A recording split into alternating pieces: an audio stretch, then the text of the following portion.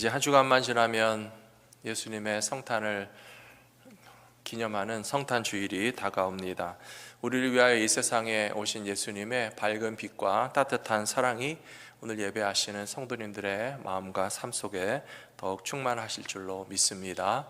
예수님을 열심히 기다리시면 예수님을 꼭 만나게 되실 줄로 믿습니다. 예수님이 어떤 분이신가에 관해서 성경 전체에 많은 이야기가 되어 있습니다. 성경은 곧 예수님에 대하여 증언하는 책입니다. 그래서 예수님에 관한 것을 많이 알 수 있는 이야기들이 성경에는 다 기록되어 있습니다. 1년 중 어느 때보다도 예수님이 어떤 분이신가에 대해서 더 많이 공부하고 깨닫고 또 이해하게 되면 예수님을 왜 기다려야 되는지, 예수님을 기다리시는 마음도 저절로 생겨날 것이라고 저는 생각합니다. 성경을 보시면 예수님에 관한 설명이 다양하게 나와 있는데요, 어떤 때는 그것이 좀 서로 충돌되고 모순되는 것처럼 보일 수도 있습니다. 오늘 말씀의 제목처럼, 설교 제목에 예수님은 어린 양이시고 또한 선한 목자가 되신다라고 말씀드렸는데요, 양이 목자가 되고 목자가 양이 된다, 그것이 세상 상식적으로는 좀 이해가 안 되죠. 양은 양이고 목자는 목자인데 양도 되고 목자도 되고 목자도 되시고 양도 되신다는 사실이 어떻게 말이 되나 라고 생각하실 수도 있겠지만, 성경에는 두 가지 개념이 다 나와 있습니다. 예수님은 우리를 위한 어린 양도 되시고요, 또 예수님은 우리를 목자와 같이 돌봐주시는 주님이라고 되어 있기 때문에 결코 틀린 표현이나 설명도 아니라는 사실을 우리 성도님들은 아실 것입니다. 첫 번째로 예수님은 십자가를 지시기 위하여 이 땅에 오셨고 그것을 가리켜서 하나님의 어린 양이다 라고 성경은 말하고 있습니다. 요한복음 1장 36절에 보시면 세례 요한이 예수님을 바라보면서 표현한 것이, 보라, 저분은 하나님의 어린 양이시다 라고 세례 요한이 이야기했습니다. 예수님께서 하나님의 어린 양이 되신다는 사실을 이스라엘 백성들은 단번에 알아듣습니다. 유월절의 어린 양을 의미하시는 거구나.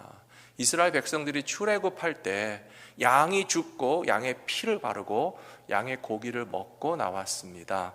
바로 하나님의 어린 양이라고 예수님에 대해서 설명하고 표현한 것은 우리를 구원하시기 위하여서 친히 희생의 제물이 되시고 어린 양과 같이 피를 흘리실 분으로서 이 세상에 오셨다라고 하는 사실을 표현하는 말씀이라고 볼 수가 있겠습니다.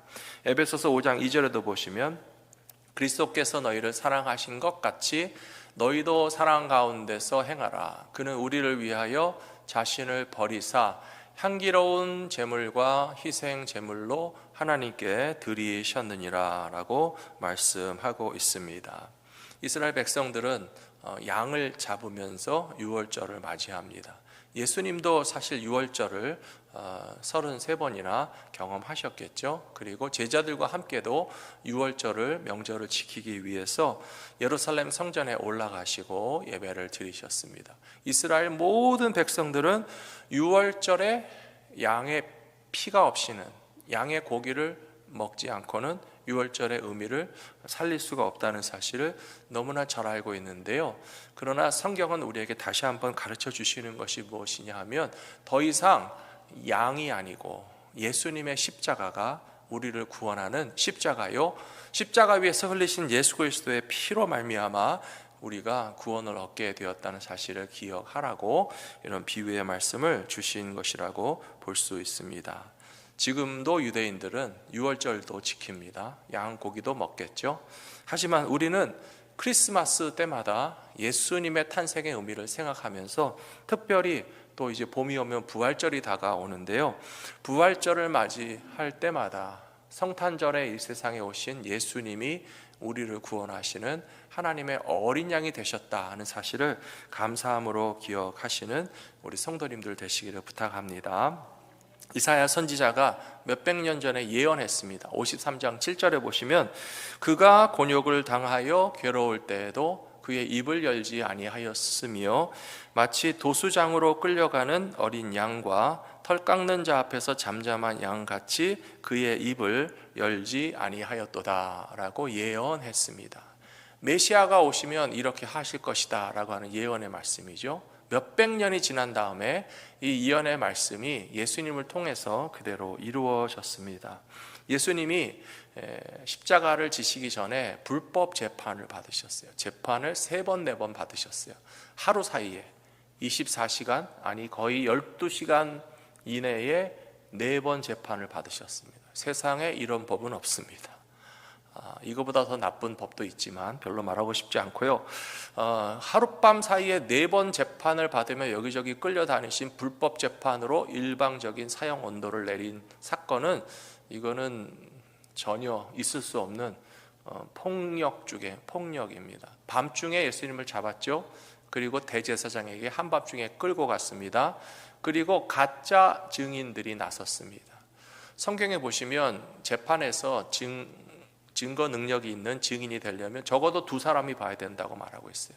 한 사람의 증거는 그 한 사람만 거짓말하면 끝이에요. 그런데 2사람, 3사람이 같은 말을 하면 그래도 그 증거를 믿어줄 수 있습니다. 하지만 예수님에 대하여 증거하는 증인들은 다 가짜 증거인이었고 각자 딴소리 했습니다. 그리고 말도 안 되는 증거를 들이대면서 저 사람이 하나님의 아들이라고 한 것은 하나님을 모독하는 것이다, 그것도 앞뒤가 안 맞는 이상한 논리로, 그 사실은 맞지만 예수님이 하나님의 아들이신 것이 사형에 해당되는 일입니까? 진실이기 때문에 그럴 필요가 없습니다. 제가 우리 아버지 아들이라고 말한다고 죽어야 됩니까? 그럴 필요는 없어요. 아버지의 아들이라는 사실은 진실이에요. 그것이 사형 언도의 이유가 될 수가 없어요. 성전을 허물어라, 성전 파괴범으로 몰았습니다. 예수님이 성전을 진짜 돌 하나라도 잡아뜨리셨습니까? 상징적인 의미로 사람의 손으로 지은 성전은 소용이 없고, 성전이 무너져도 내 몸을 통해서 하나님의 성전을 3일 만에 다시 세울 것이다, 부활에 관하여 비유로 하신 말씀인데, 그것도 역시 사형에 해당되는 증거라고 말할 수가 없습니다. 한밤중에 대제사장에게 불법 재판 받으셨죠. 예수님은 침묵하셨어요. 그 다음에 빌라도에게 보내셨습니다. 빌라도 앞에서도 예수님은 말을 거의 안 하셨어요. 조금 하셨어요. 빌라도가 유죄를 찾지 못하겠으니까 헤롯 왕에게 보냈습니다. 헤롯 왕에게 가셨어도 아무 말씀하지 않으셨어요. 그리고 헤롯 왕이 사형 언도를 내릴 권세가 없으니까 다시 빌라도에게 보냈습니다. 빌라도가 예수님에 대해서 사형 언도를 내렸는데요, 여기 이사야서 53장 7절 말씀 그대로잖아요.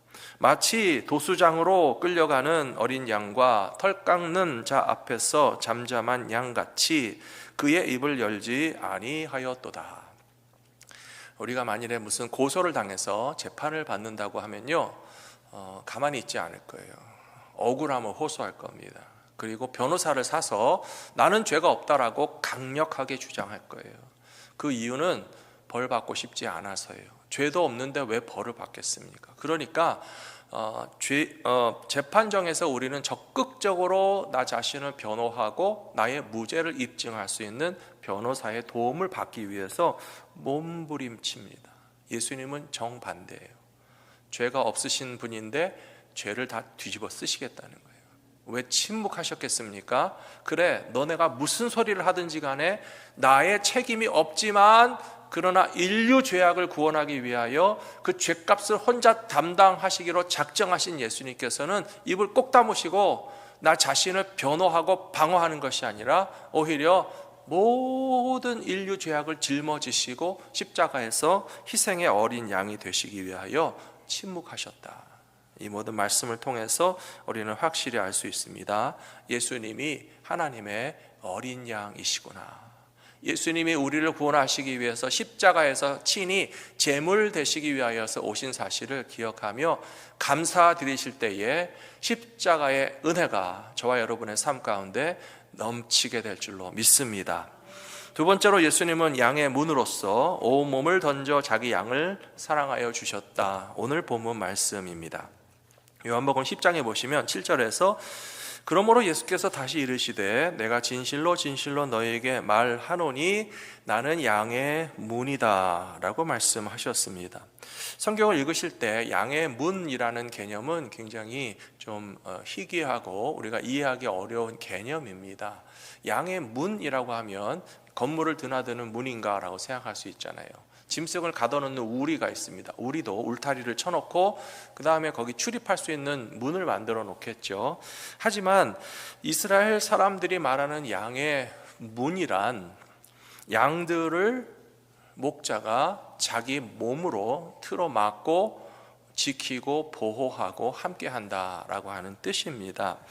이스라엘의 목자 생활은 굉장히 힘든 직업이에요. 거칠고 험한 광야에서 노숙도 하고 계속 양떼를 몰고 맑은 물가, 푸른 초장 다녀야만 하는 그런 어려움이 있습니다.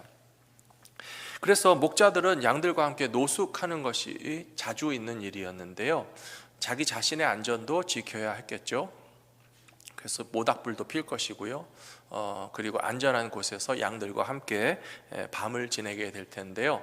그러나 그렇게 목자들이 불을 피워놓고 밤을 지내는 동안에 오늘 성경에도 나오는 것처럼 사나운 짐승 이리가 몰래 다가와서 제일 가에 멀리 떨어져 있는 어린 양이나 약한 양을 탁 물어가지고 잡아 먹을 것입니다. 그런 일이 없도록 목자들은 얼마나 애를 쓰겠습니까? 밤에도 편히 잠을 자지 못할 거예요. 그래서 할 수 있으면 양들을 가까이 몰아놔야 됩니다. 그래서 누가 소리가 나면 금방 또 일어나서 지켜줄 수 있겠죠. 때로는 광야에도 좀 이렇게 구석진 곳이나 이렇게 움푹한 곳이 있다면 양들을 거기다 이렇게 몰아놓습니다. 가능한 좁은 구역에 몰아놓고 그 입구에다가 불을 피워놓고 그 다음에 양들을 몰아놓은 구석에 앞에는 양의 목자가 거기 버티고 있는 거예요. 그게 바로 양의 문이라는 뜻이에요. 사람이 문 노릇을 한다는 거예요. 그래서 사람이 문 역할을 한다는 것은 그만큼 양들과 부딪히면서 함께 지낸다는 거잖아요. 얼마나 양들을 끌어안고, 오늘 말씀에도 보시면 제가 시편 말씀을 읽어드렸지만 팔로 양을 안아주신다, 그런 표현이 나오잖아요. 이렇게 양떼를 친히 사랑하시는 주님께서 내가 양의 문이다, 우리와 몸을 부딪히기 위하여 인간의 몸으로 오신 것입니다. 그리고 10절에 보시면 목자들의 생각은 단 한 가지인데 도둑은 도둑질하고 죽이고 멸망시키려는 것뿐이지만 양의 문이신 주님은 양으로 생명을 얻게 하고 더 풍성히 얻게 하기 위하여 일하신다라고 하는 말씀이 되겠습니다. 사랑하는 성도 여러분, 예수님께서 우리를 위한 양의 문이 되신다는 것이 얼마나 감사한 일입니까? 구약에 보시면 다윗 왕도 목자였습니다. 그래서 양과 목자와의 관계를 너무나 잘 이해했기 때문에 시편 23편과 같은 그런 유명한 시편을 만들었습니다. 다윗이 목자잖아요.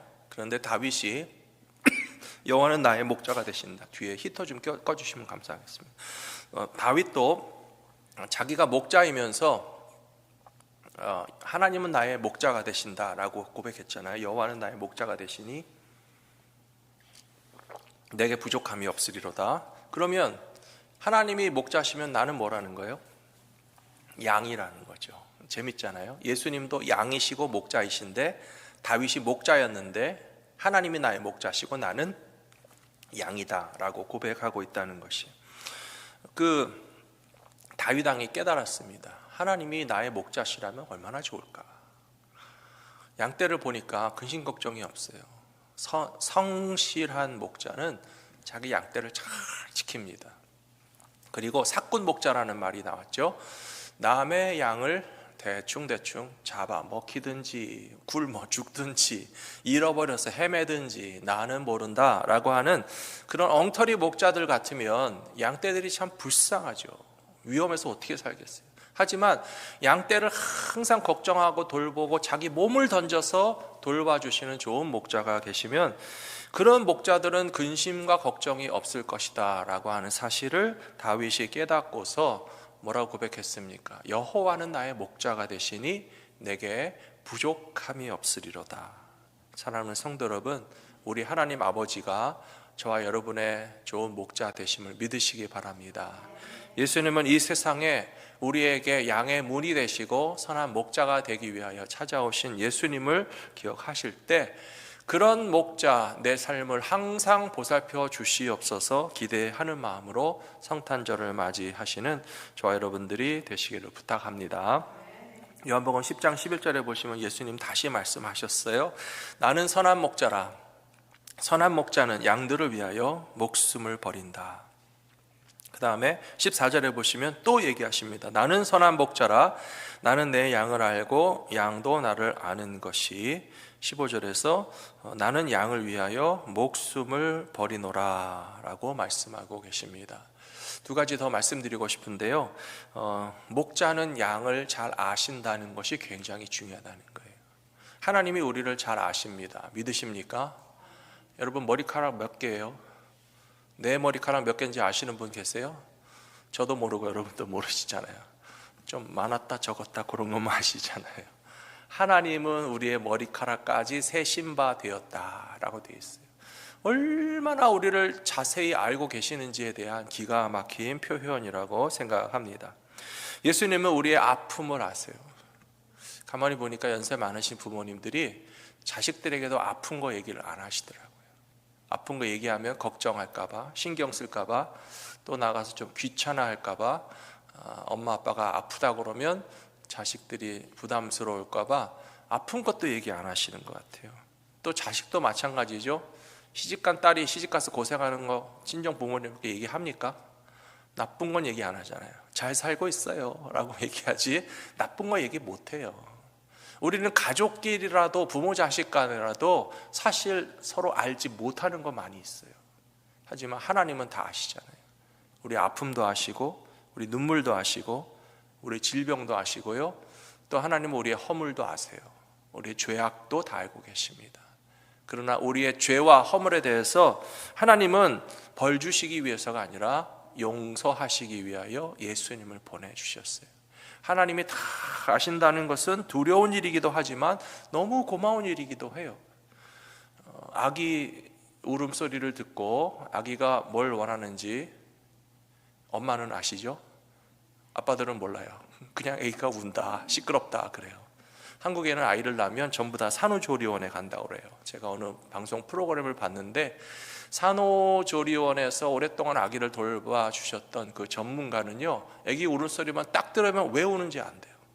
배고프서 우는 소리, 자고 싶어서 우는 소리, 기저귀 갈아달라고 우는 소리, 뭐 어디가 아프니까 우는 소리가 다 다르대요. 여러분 아시나요? 저는 모르는데요.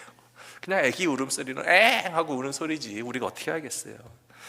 가끔 성도들이 기도하실 때 그렇게 기도하세요. 아버지. 그 다음에도 또 아버지. 또 어떤 분들은 기도하시면서 주여, 주여 그래요. 어떤 때는 아버지 주여, 주여 아버지 그렇게 기도하잖아요. 옆에 있는 사람이 왜 기도하는지 알아요? 몰라요? 알 수가 없죠. 그냥 아버지 주여 하는데 어떻게 알겠어요? 그런데 하나님은 아신다는 거예요. 우리가 아버지라고 기도할 때 하나님은 왜 아버지라고 기도하는지 알고 계시고요. 주님 하고 기도할 때 주님은 우리가 어떤 마음으로 기도하는지 아신다라고 하는 거예요. 모르시겠어요? 아기를 돌보시는 분들도 아기 울음소리만 듣고도 아는데 그런 하나님의 아들이신 예수님께서 우리에게 오신 이유는 다시 14절 말씀 보십시오. 나는 선한 목자라. 나는 내 양을 알고 양도 나를 안다 라고 말씀하셨어요. 우리는 예수님을 알아볼 수 있어야 됩니다.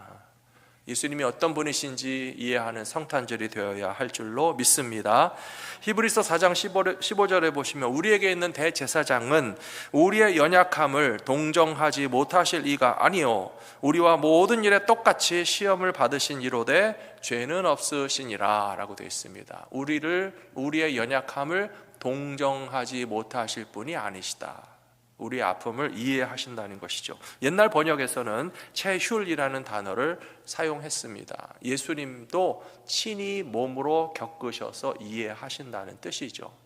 하나님의 아들이신 예수님이 인간의 몸으로 이 세상에 오신 이유는 우리를 알기 위해서 오신 거예요. 양이 되어봐야 목자 노릇 잘합니다. 양의 사정을 양 자신보다 누가 더 잘 알겠어요. 하지만 목자는 양을 이해해야 지금 물을 먹여야 되는지 밥을 먹여야 되는지 보호를 해줘야 되는지 아는 것처럼 예수님은 우리를 너무나 잘 아시고 우리를 최고로 잘 돌봐주실 뿐만 아니라 십자가 위에서 우리를 위하여 목숨까지 내어주신 선하신 목자가 되심을 이 성탄절에 더 기쁨과 감사로 맞이하시는 저와 여러분들이 되시기를 축복합니다. 2000년 전 예수님이 이 땅에 오실 때 기다리던 사람들이 있었어요. 기다리던 사람들은 예수님을 만났습니다. 여러분, 성탄절이 기대가 되십니까? 기다려지십니까?